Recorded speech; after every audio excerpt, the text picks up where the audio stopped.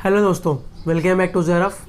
कैसे हो आप सभी? उम्मीद करता हूँ आप सब ठीक होंगे, अपने घरों में सेफ़ होंगे, सुरक्षित होंगे।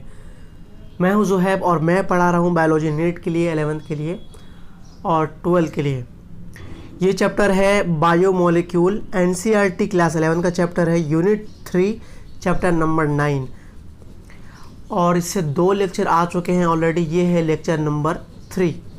अगर आप फर्स्ट टाइम विज़िट कर रहे हैं तो मेरे चैनल को सब्सक्राइब कर दें, थोड़ा मुझे सपोर्ट करें, वीडियो को शेयर कर दें, मेरी थोड़ी हेल्प हो जाएगी।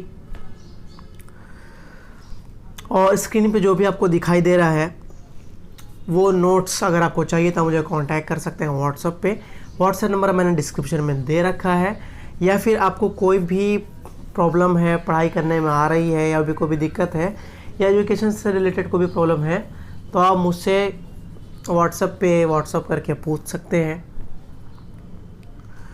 और यहाँ देखें, ये है मेरा टेलीग्राम लिंक। यहाँ पे मैं कराता हूँ टेस्ट और क्वेश्चन वगैरह डालता हूँ, जो कि सब फ्री ऑफ कॉस्ट है, कोई पैसे नहीं लगते हैं।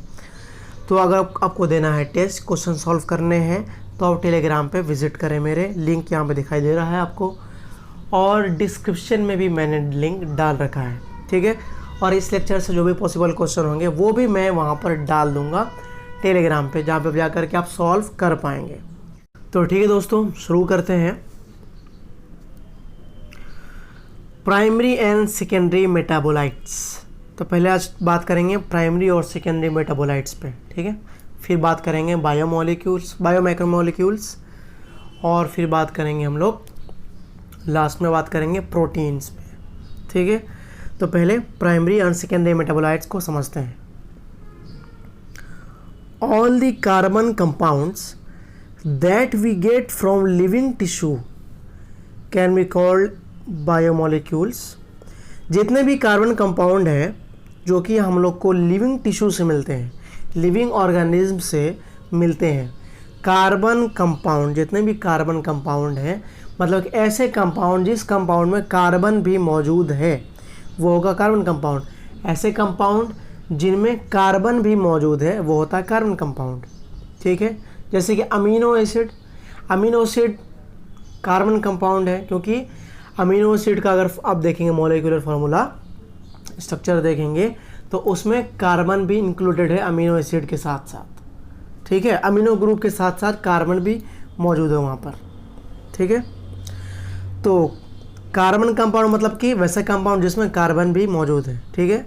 तो जितना भी कार्बन कंपाउंड है जो कि लिविंग ऑर्गेनिज्म से मिल रहा है या लिविंग टिश्यू में प्रेजेंट है या लिविंग ऑर्गेनिज्म में प्रेजेंट है, उन कार्बन कंपाउंड को बोलते हैं बायोमोलिक्यूल। क्या बोलते हैं? बायोमोलिक्यूल, ठीक है। These biomolecule also called as metabolites. तो इन्हीं बायोमोलिक्यूल्स को, इन्हीं कार्बन कंपाउंड को हम लोग बोलते हैं मेटाबोलाइट्स, ठीक है। कार्बन कंपाउंड्स को बोलते हैं बायोमोलिक्यूल्स और बायोमोलिक्यूल्स को बोलते हैं मेटाबोलाइट्स।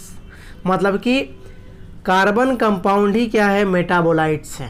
कार्बन कंपाउंड ही मेटाबोलाइट्स है, कार्बन कंपाउंड ही बायोमोलिक्यूल है, ठीक है। आया समझ में? तो मेटाबोलाइट्स क्या है? बायोमोलिक्यूल्स है। कह सकते हैं मेटाबोलाइट्स क्या है? कार्बन कंपाउंड है, ठीक है। In animal tissue one notices the presence of all such category of compounds shown in figure 9.1. These are called primary metabolites। देखिए प्राइमरी मेटाबोलाइट्स क्या होते हैं। अगर एनिमल टिश्यू का हम लोग एनालिसिस करेंगे, ठीक है, एनिमल टिश्यू का या लिविंग ऑर्गेनिज्म का एनालिसिस करेंगे तो फिगर 9.1 मतलब कि पिछले वाले लेक्चर में मैंने जो फिगर आपको दिखाया था, ये वाला फिगर जिसमें एडेनिन है, एडेनोसिन है, एडेनाइलिक एसिड, नाइट्रोजन बेसेस में यूरेसिल है, न्यूक्लियोसाइड में यूरिडीन है, न्यूक्लियोटाइड में एडेनाइलिक एसिड है, ग्लूकोज है, राइबोज है, बहुत सारे यहाँ पे स्ट्रक्चर देखने मिल रहे हैं, कोलेस्ट्रॉल वगैरह देखने मिल रहे हैं यहाँ पर, ठीक है। ये सारी चीज़ें हम लोग को कहाँ देखने मिल रही थी? एनिमल टिश्यू में, ठीक है। और ये सारा जो दिख रहा है स्क्रीन पे, ये सब जो है प्राइमरी मेटाबोलाइट्स दिख रहे हैं आपको। क्या ये? Primary metabolites. प्राइमरी मेटाबोलाइट्स को आप इस तरह समझिए कि वो सारे कार्बन कंपाउंड्स जो कि ऑर्गेनिज्म में मौजूद हैं और वो कंपाउंड क्या हो रहे हैं कि उनके ग्रोथ में, उनके डेवलपमेंट में और उनके रिप्रोडक्शन में इन्वॉल्व हैं। ठीक है, 3 चीज़ों में। प्राइमरी मेटाबोलाइट्स वैसे कार्बन कंपाउंड हैं जो कि ऑर्गेनिज्म के ग्रोथ में, दूसरा डेवलपमेंट में और तीसरा रिप्रोडक्शन में। तो इन 3 चीज़ों में इन्वॉल्व हैं जो कार्बन कंपाउंड, उन कार्बन कंपाउंड को बोलेंगे प्राइमरी मेटाबोलाइट्स। ठीक है, आगे बढ़ते हैं।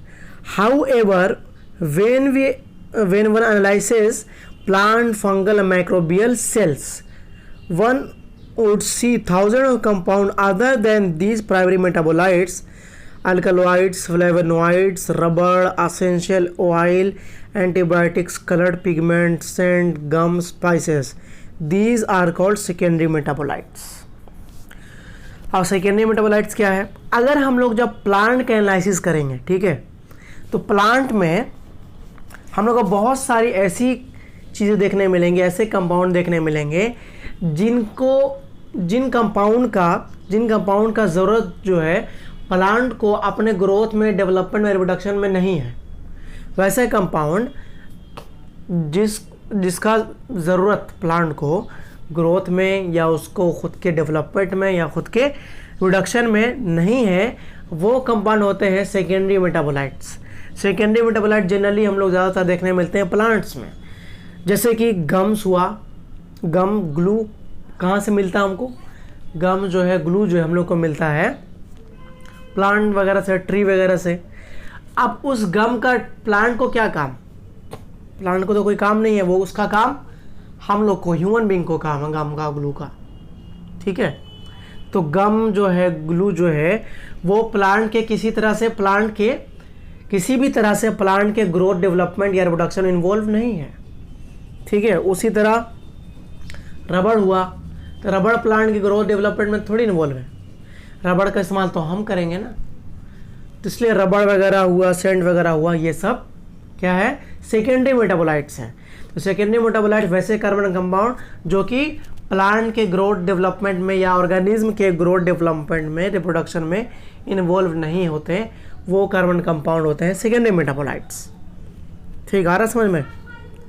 जैसे कि एंटीबायोटिक है, एंटीबायोटिक के बारे में बात करें, एंटीबायोटिक भी प्लांट के ग्रोथ डेवलपमेंट में इन्वॉल्व नहीं है, लेकिन एंटीबायोटिक जो है बाहर से कोई होस्ट ऑर्गेनिज्म जो है अगर अटैक करेगा तो वो एंटीबायोटिक जो प्रोटेक्शन देगा। ठीक है, क्या होगा? वो एंटीबायोटिक प्रोटेक्शन देगा। तो एंटीबायोटिक एक वैसा कार्बन कंपाउंड हो गया जो कि प्रोटेक्शन में हेल्प कर रहा है, तो एंटीबायोटिक भी क्या हो गया? सेकेंडरी मेटाबोलाइट्स में इन्वॉल्व है। ठीक है, तो एंटीबायोटिक सेकेंडरी मेटाबोलाइट्स में इन्वॉल्व हो गया, क्योंकि एंटीबायोटिक भी ग्रोथ डेवलपमेंट में इन्वॉल्व नहीं है, लेकिन वो प्रोटेक्शन दे रहा बाहर से। ठीक है, तो वो हो गया सेकेंडरी मेटाबोलाइट्स। आ रहा होगा समझ में आपको, उम्मीद करता हूँ। आगे बढ़ते हैं। देखिए, सेकेंडरी मेटाबोलाइट्स का टेबल यहाँ पे दिया हुआ है 9.3। पिगमेंट्स, ये सब याद रखना आपको कि सेकेंडरी मेटाबोलाइट्स के एग्जांपल क्या क्या है। पिगमेंट्स भी एक सेकेंडरी मेटाबोलाइट्स है, पिगमेंट। देखिए, कैरोटेनॉइड, एंथोसायनिन, ये पिगमेंट है। अब प्लांट मान ली क्या ग्रीन कलर का है, पत्ते ग्रीन कलर के हैं, तो वो ग्रीन कलर जो है प्लांट की ग्रोथ में तो इन्वॉल्व नहीं है। इन्वॉल्व है क्या? ग्रीन कलर अगर प्लांट ग्रीन कलर का नहीं है तो प्लांट का ग्रोथ नहीं होगा क्या? ऐसा तो नहीं है। ठीक है, देखिए, पिगमेंट, कैरोटेनॉइड और एंथोसायनिन, ये सेकेंडरी मेटाबोलाइट्स। अल्कालॉइड्स की बात करें, मॉर्फिन और कोडीन। टर्पेनॉइड्स की बात करें तो मोनोटर्पिन्स और डाइटर्पिन्स। एसेंशियल ऑयल्स की बात करें, लेमन ग्रास ऑयल्स। टॉक्सिन की बात करें, एब्रिन, रेसिन। लेसिथिन की बात, लेक्टिन की बात करें, कॉनकैनावेलिन ए। ड्रग की बात करें तो ड्रग एग्जांपल विनब्लास्टिन और कुरकुमिन। पॉलीमेरिक सब्सटेंस की बात करें तो रबड़, गम, सेलुलोस, ये सब सेकेंडरी मेटाबोलाइट्स आपको देख के समझ में आ रहा होगा कि क्यों प्लांट के ग्रोथ डेवलपमेंट में ये चीज़ें इन्वॉल्व नहीं है। आगे बढ़ते हैं। While primary metabolites have identifiable function and play a known role in normal physiological process, we do not at the moment understand the role or function of the all secondary metabolites in the host organism. देखिए, primary metabolites का एक और बात यह है कि primary metabolites जो होंगे उनका फंक्शन आइडेंटिफिएबल होगा, मतलब कि ये पता होगा कि वो प्लांट के बॉडी में या ऑर्गेनिज्म के बॉडी में क्यों है, किस लिए है, उनका काम आखिर क्या है। ठीक है, ऑर्गेनिज्म में प्राइमरी मेटाबोलाइट्स का काम क्या है वो पता रहता है। ठीक है, लेकिन सेकेंडरी मेटाबोलाइट्स की बात करें जैसे कि ज़रूरी नहीं कि हर सेकेंडरी मेटाबोलाइट्स का फंक्शन रोल पता हो। ठीक है, सेकेंडरी मेटाबोलाइट्स वैसे मेटाबोलाइट्स हो गए जिनका रोल, जिनका फंक्शन उस ऑर्गेनिज्म के लिए क्या है वो नहीं पता है। ठीक है, पता है लेकिन बहुत कम का, ज़्यादातर का नहीं पता है। ठीक है, आ रहा समझ में।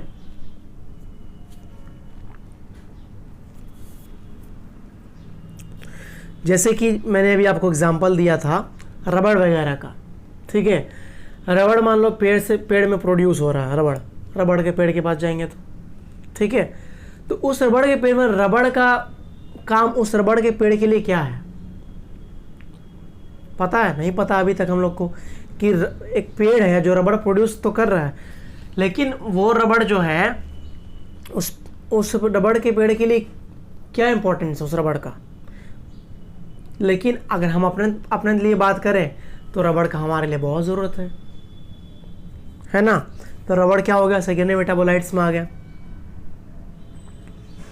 ठीक है, उसी तरह अगर बात करें कोई मेडिसिन है, दवाई जो हम लोग को मिल रही पेड़ से, तो उस मेडिसिन का काम पेड़ तो खुद यूज़ नहीं करेगा उस मेडिसिन को, लेकिन अगर हम लोग अपने तरफ से बात करें तो ह्यूमन बीइंग के लिए बहुत इम्पोर्टेंट हो जाएगा वो मेडिसिन।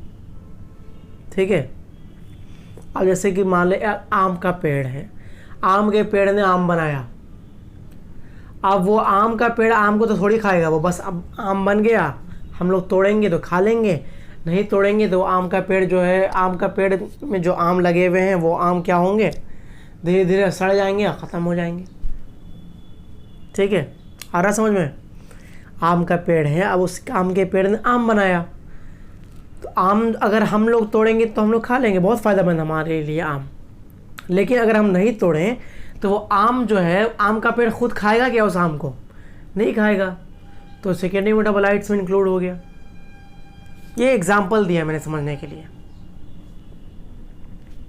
ठीक है, however many of them are useful to human welfare, example rubber, drugs, spices, scents and pigments. देखिए, रबड़ हुआ, ड्रग्स हुआ, स्पाइसेस हुआ, सेंट हुआ, पिगमेंट्स हुआ, ये चीज़ें हमारे लिए इम्पोर्टेंट है, लेकिन जो ऑर्गेनिज्म प्रोड्यूस कर रहा है, जो प्लांट प्रोड्यूस कर रहे हैं इन चीज़ों को, उनके लिए इन चीज़ों का क्या काम है उन ऑर्गेनिज्म में, ये हमें नहीं पता। Some secondary metabolites have ecological importance, कुछ सेकेंडरी मेटाबोलाइट्स ऐसे होते हैं जिनका इकोलॉजिकल इंपॉर्टेंस भी होता है। अब आते हैं बायो मैक्रोमोलेक्यूल्स क्या होते हैं। ठीक है, बायो मैक्रोमोलेक्यूल्स। बायो मैक्रोमोलेक्यूल्स का टॉपिक शुरू करने से पहले मैं आपको थोड़ा रिवाइज करा देता हूँ। जब लेक्चर नंबर 1 मैंने पढ़ाया था, लेक्चर नंबर 1 में मैंने वहाँ पे आपको मैंने एक्सपेरिमेंट बताए थे, एसिड सॉल्युबल पूल और एसिड इनसॉल्युबल पूल वाले एक्सपेरिमेंट। तो उम्मीद करता हूँ आपको याद ही होगा, लेकिन फिर भी मैं दोहरा देता हूँ।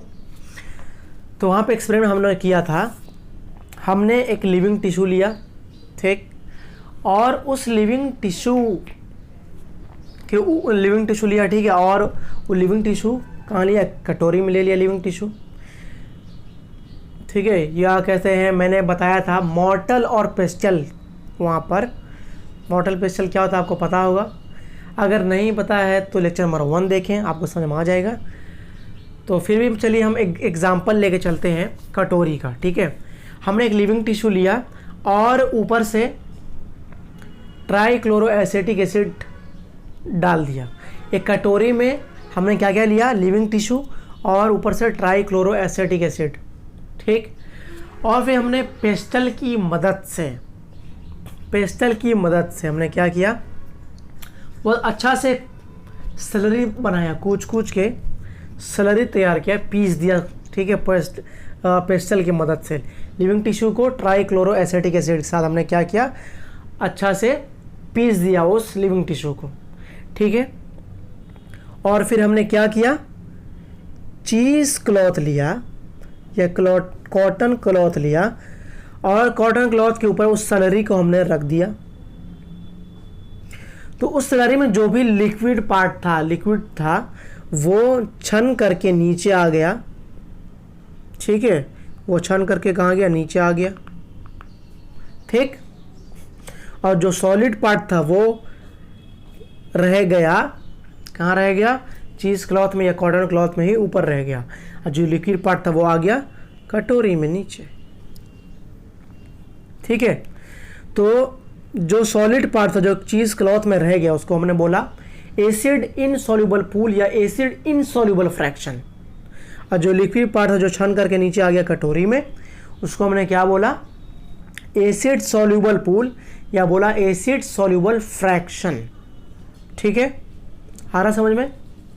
तो कटोरी में जो लिक्विड आ गया, लिक्विड को क्या बोला हमने, लिक्विड पार्ट को बोला एसिड सॉल्युबल पूल और जो सॉलिड पार्ट था उसको बोला एसिड इनसॉल्युबल पूल, ठीक। अब इतना ध्यान में रखिए आप, ठीक है।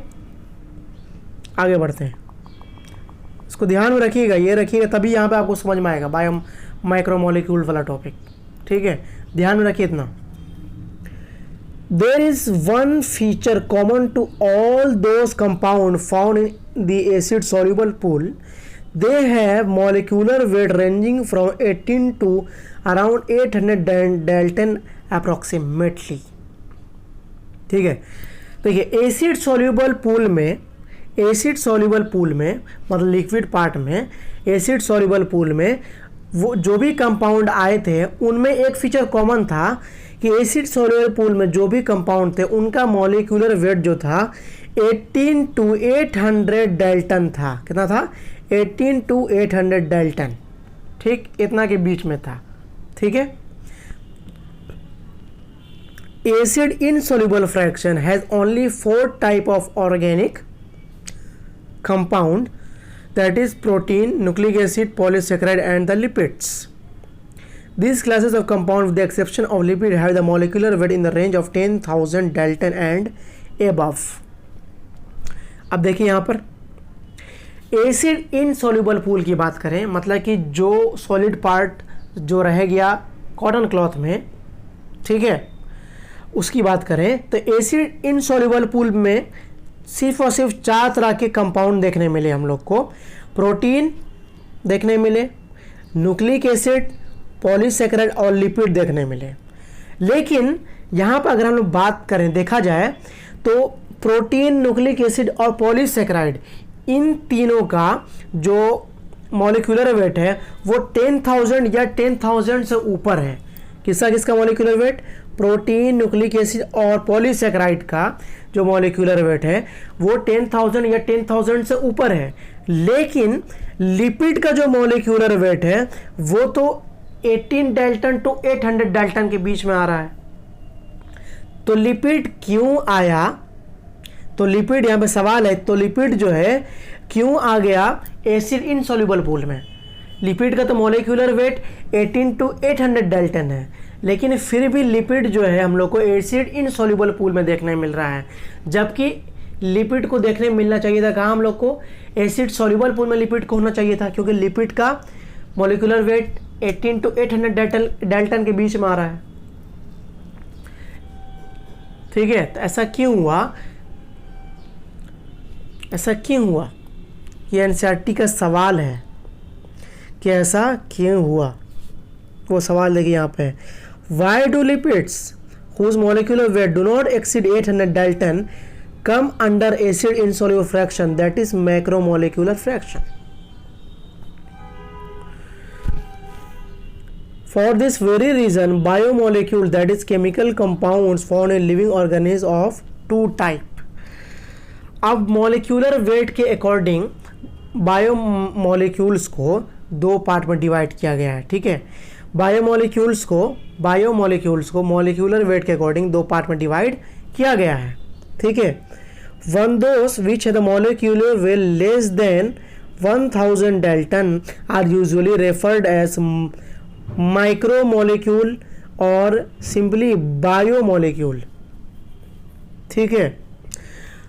देखिए, जो कंपाउंड जिनका मॉलिक्यूलर वेट जो 1000 डाल्टन 1000 डाल्टन से कम है, ठीक है, उनको बोला गया माइक्रोमोलिक्यूल्स या सिंपली बायोमोलिक्यूल्स बोलते हैं उनको, ठीक है।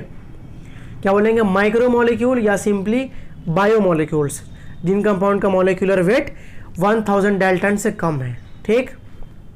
आगे आते हैं,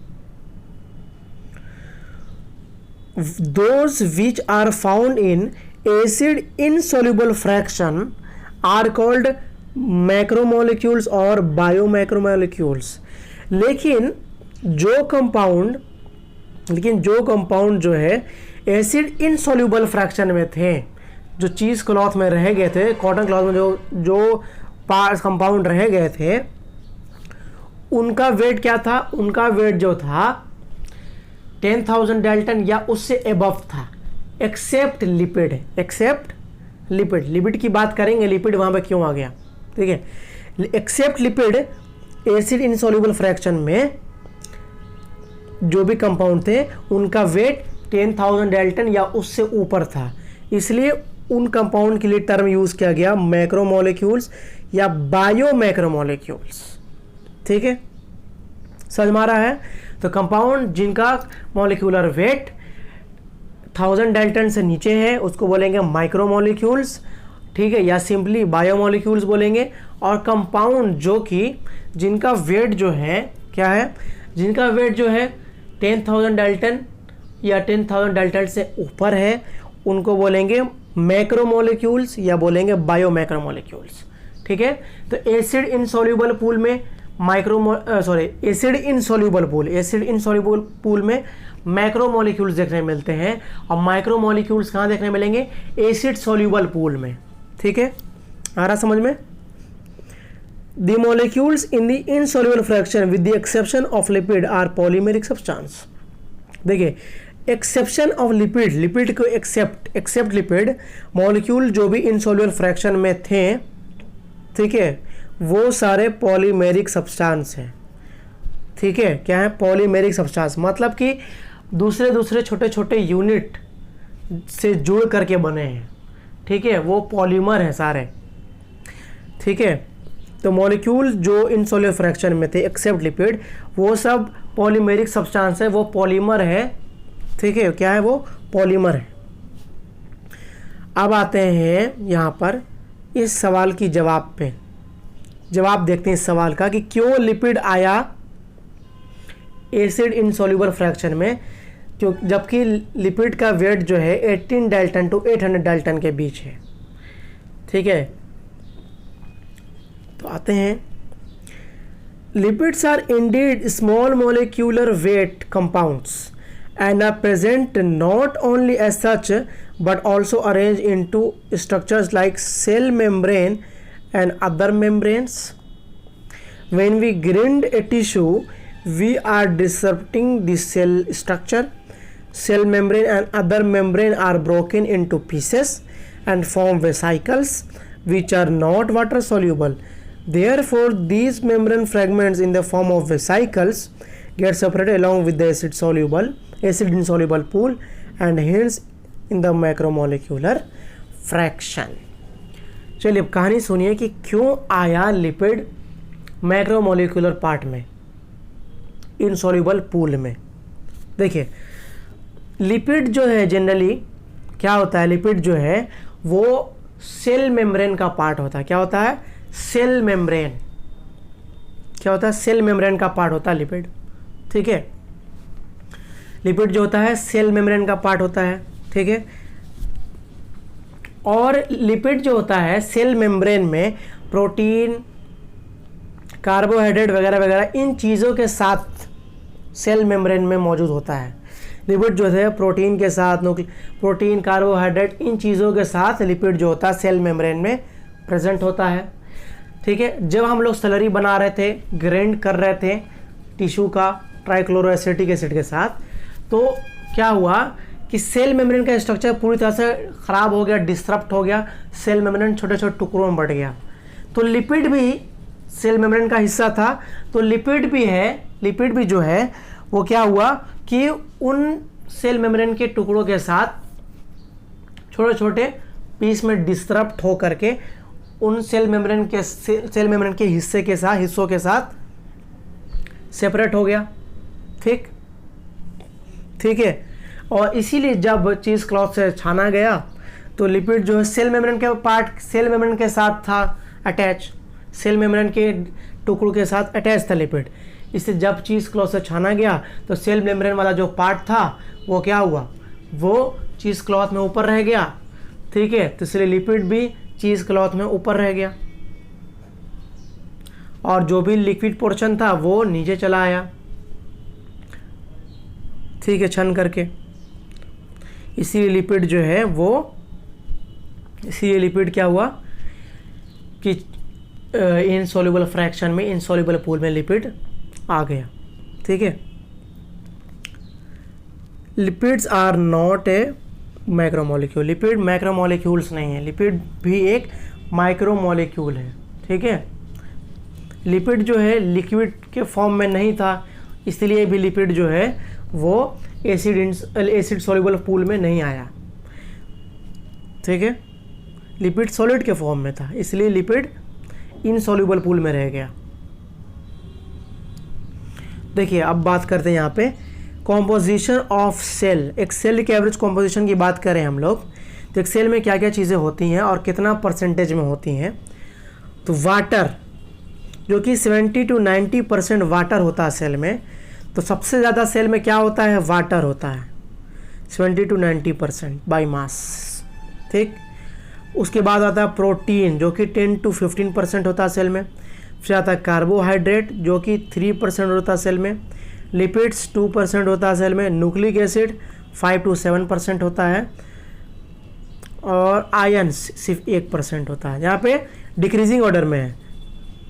देखिए सबसे ज़्यादा क्या होता है, वाटर, फिर होता है उससे कम प्रोटीन, उससे कम होता है कार्बोहाइड्रेट, उससे कम होता है लिपिड, उससे कम होता है न्यूक्लिक एसिड, उससे कम होता है, सबसे कम होता है आयंस। तो ये डिक्रीजिंग फॉर्म में है। सेल का कंपोनेंट सबसे ज़्यादा होता है वाटर 70 to 90%, प्रोटीन होता है 10 to 15%, कार्बोहाइड्रेट होता है 3%, लिपिड होता है 2%, न्यूक्लिक एसिड होता है 5 to 7% और आयन होता है 1%। तो आ रहा होगा समझ में आपको दोस्तों, उम्मीद करता हूँ। कोई भी समझने में प्रॉब्लम हो तो कमेंट करिए, पूछ लें दोस्तों मुझसे। अब बात करते हैं प्रोटीन, ये लास्ट टॉपिक हमारा, ठीक है। Proteins are polypeptides, they are linear chain of amino acid linked by peptide bonds. Protein जो है वो पॉलीपेप्टाइड है। पॉली मतलब बहुत सारा, एक से ज़्यादा। पेप्टाइड मतलब पेप्टाइड बॉन्ड का नाम है। पेप्टाइड क्या नाम क्या है, बॉन्ड का नाम है पेप्टाइड। पॉली मतलब बहुत सारा पेप्टाइड बॉन्ड। तो प्रोटीन जो है बहुत सारे पेप्टाइड बॉन्ड्स का मिश्रण है, ठीक है। प्रोटीन क्या है, बहुत सारे पेप्टाइड बॉन्ड उसमें प्रेजेंट होते हैं प्रोटीन में, ठीक है। इसलिए प्रोटीन को बोलते हैं प्रोटीन आर पॉलीपेप्टाइड। और प्रोटीन जो है वो अमीनो एसिड के जुड़ने से बनता है, ठीक है। प्रोटीन क्या है, अमीनो एसिड का चेन है, ठीक है। प्रोटीन क्या है, अमीनो एसिड का चेन। देखिए एक अमीनो एसिड, ये पेप्टाइड बॉन्ड, फिर अमीनो एसिड, फिर peptide bond, amino acid peptide bond, amino acid peptide bond, ठीक है। Amino acid peptide bond, amino acid peptide bond चल रहा है। और पूरा को बोलेंगे हम लोग, ये पूरा क्या है, ये है प्रोटीन। प्रोटीन क्या है, पेप्टाइड बॉन्ड अमीनो एसिड के बीच प्रेजेंट है प्रोटीन में, ठीक। प्रोटीन क्या है, अमीनो एसिड का चेन है और हर अमीनो एसिड दूसरे से कैसे जुड़ा हुआ है, पेप्टाइड बॉन्ड के ज़रिए जुड़ा हुआ है। तो प्रोटीन में क्या क्या है, अमीनो एसिड और पेप्टाइड बॉन्ड प्रेजेंट है। देखिए amino acid, peptide bond, peptide bond, peptide bond, peptide bond, ये भी अमीनो एसिड, ये भी अमीनो एसिड, ये भी अमीनो एसिड, टुगेदर सबको क्या बोलेंगे, ये पूरा क्या है, प्रोटीन है। ठीक है, आ रहा समझ में। Each protein is a polymer of amino acid as there are 20 type of amino acid, example alanine, cysteine, proline, tryptophan, lysine etcetera. या protein is a heteropolymer not a homopolymer. देखिए हर एक प्रोटीन जो है, कोई भी प्रोटीन जो भी होता है वो हर प्रोटीन अमीनो एसिड के जुड़ने से ही बनता है। हर प्रोटीन अमीनो एसिड का ही पॉलीमर होता है। ठीक है, total 20 type of amino acid देखने मिलते हैं एक प्रोटीन में। Total 20 type of amino acid देखने मिलते हैं। टोटल 20 तरह के अमीनो एसिड से मिल करके प्रोटीन बना हो सकता है। ठीक है, जैसे कि alanine, cysteine, proline, tryptophan, lysine, ये सब एग्जाम्पल है अमीनो एसिड का। ठीक है, यहाँ पे देखिए, यहाँ पे बात कर रहे हैं हेट्रोपॉलीमर और होमोपॉलीमर की। प्रोटीन हेट्रोपॉलीमर भी हो सकता है और प्रोटीन होमोपॉलीमर भी हो सकता है। तो क्या मतलब है यहाँ पे, देखिए मान लीजिए कि अगर प्रोटीन जो है सिर्फ और सिर्फ एलानिन के जुड़ने से बना है, बहुत सारा एलानिन अमीनो एसिड है मान लीजिए। ठीक है, एलानिन एलानिन एलानिन, बहुत सारा एलानिन अमीनो एसिड है, तो वो एक तरह का अमीनो एसिड हो गया सिर्फ। तो एक तरह के अमीनो एसिड से अगर प्रोटीन बना है तो बोलेंगे होमोपॉलीमर। लेकिन प्रोटीन अगर बहुत सारे अलग अलग अमीनो एसिड के जुड़ने से बना है, मान लीजिए प्रोटीन जो है उस प्रोटीन में एलानिन अमीनो एसिड भी है, उस प्रोटीन में सिस्टीन भी है, उस प्रोटीन में प्रोलीन भी, उस प्रोटीन में ट्रिप्टोफैन भी है, उस प्रोटीन में लाइजीन भी है, बहुत तरह का different type of amino acid है मौजूद अगर एक प्रोटीन में, तो बोलेंगे हेट्रोपॉलीमर। सिर्फ एक ही तरह का अमीनो एसिड प्रेजेंट है प्रोटीन में, तो बोलेंगे होमोपॉलीमर। आ रहा समझ में। Homopolymer has only one type of monomer repeating n number of times. Homopolymer मतलब कि एक ही तरह का पॉलीमर, मतलब कि एक ही तरह का अमीनो एसिड रिपीटेड होगा पूरे प्रोटीन में। अमीनो एसिड आर एसेंशियल और non essential. That certain amino acid are essential, that certain amino acids are essential for our health and they have to be supplied through our diet. Hence dietary protein are the essential amino acids. Non-essential amino acids those which our body can make. देखिए amino acid दो तरह के होते हैं, essential amino acid और non essential amino acid. अब non essential क्या होता है और एसेंशियल अमीनो एसिड क्या होता है उनकी बात करें। देखिए जो भी अमीनो एसिड हमारी बॉडी तैयार कर लेती है, जो अमीनो एसिड हमारी बॉडी तैयार कर लेती है, जिस अमीनो एसिड को हम लोग को बाहर से लेने की ज़रूरत नहीं है, हमारी बॉडी ऑलरेडी तैयार कर सकती है, वो अमीनो एसिड जो है नॉन एसेंशियल अमीनो एसिड है। क्यों? क्योंकि वो अमीनो एसिड हमारी बॉडी ऑलरेडी तैयार कर ले रही है। ठीक, और नॉन एसेंशियल और एसेंशियल अमीनो एसिड क्या है? एसेंशियल अमीनो एसिड क्या है? वैसे अमीनो एसिड जो हमारी बॉडी तैयार नहीं करती है लेकिन फिर भी वो अमीनो एसिड हमको चाहिए, तो उस अमीनो एसिड को हम लोग अपने डाइट के ज़रिए, हमारे फूड के ज़रिए लेंगे। उस अमीनो एसिड को हम लोग, उस अमीनो एसिड को हम कैसे लेंगे? फूड के ज़रिए, डाइट के ज़रिए। ठीक है, तो वो अमीनो एसिड जो कि हमें मिलता है हमारे फूड के ज़रिए, हमारे डाइट के ज़रिए, तो वो अमीनो एसिड जो है एसेंशियल अमीनो एसिड है, क्योंकि हमारी बॉडी उसको नहीं बना पाती है लेकिन उसको लेना ज़रूरी है। तो वो अमीनो एसिड हम लोग खाने के ज़रिए, फूड के ज़रिए लेते हैं, तो वो अमीनो एसिड हो गया। Dietary amino acid are the essential amino acid and the amino acid that our body can make self are the non essential amino acids. आया समझ में? देखिए यहाँ देखिए अमीनो एसिड है,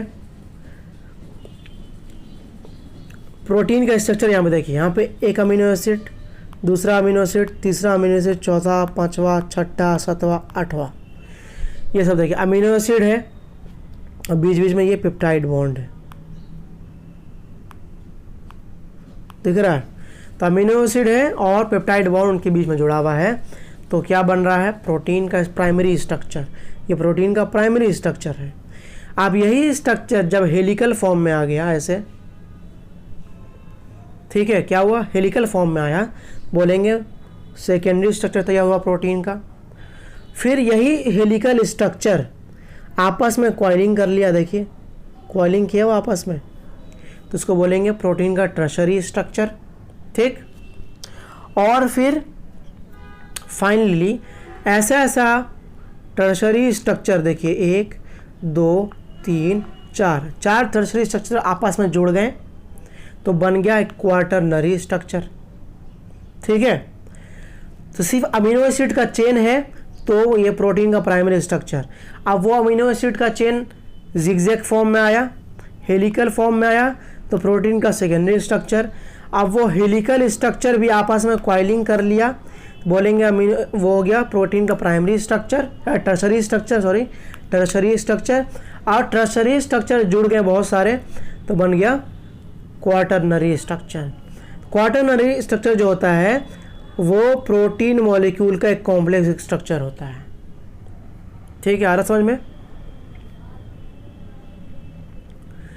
proteins carry out many function in living organism, some transport nutrient across cell membrane, some fight infectious organism, some are hormones, some are enzymes.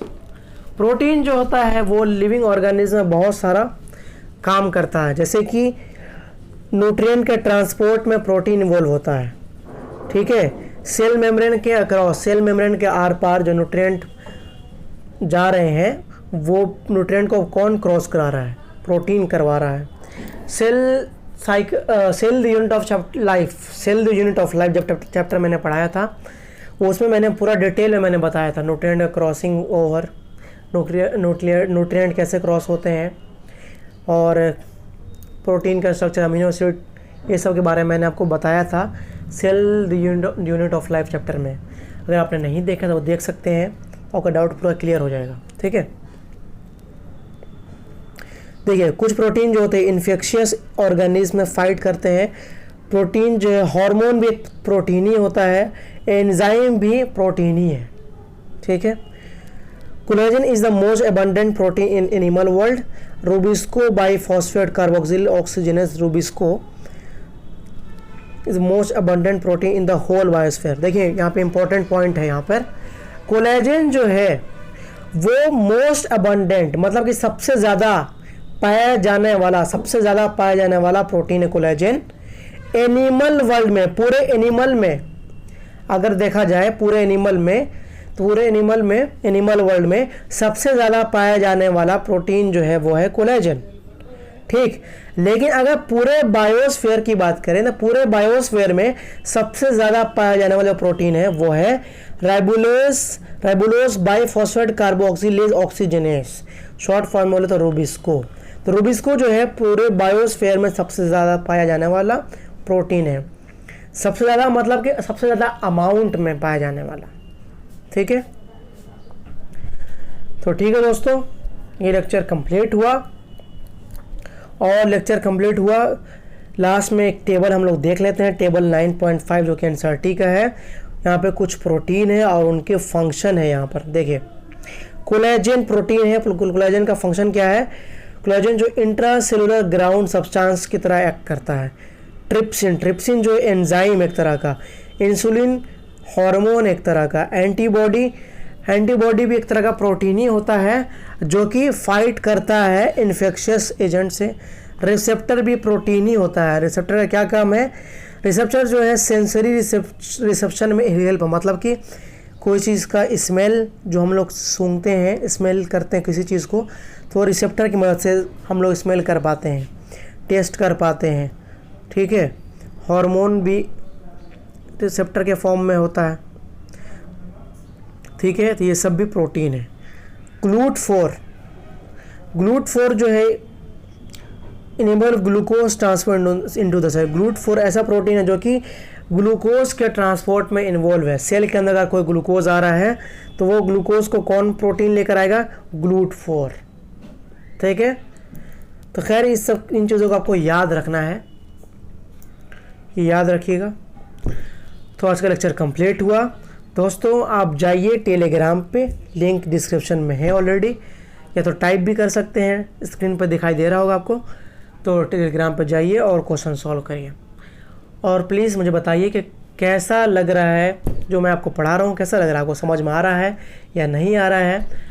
कोई भी समझ में प्रॉब्लम है तो मुझे बोलिए, व्हाट्सएप पे मैसेज कर सकते हैं या कमेंट में कमेंट करके बताइए।